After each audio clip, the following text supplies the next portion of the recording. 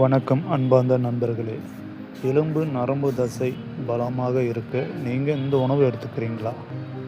இந்த உணவை நீங்கள் சாப்பிட்டீர்களானால் உங்களுக்கு எலும்பு நரம்புகள் பலம் பெறும். அதற்காக நீங்கள் எடுத்துக்கொள்ள வேண்டிய உணவுகளை நாம் இப்பொழுது பார்க்கலாமா?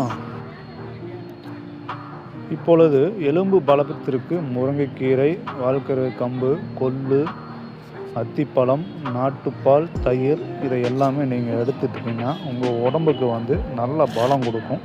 அந்த எலும்பு ரொம்பவுமே ஒரு சக்தி பெறக்கு நல்ல வாய்ப்பு இருக்குது.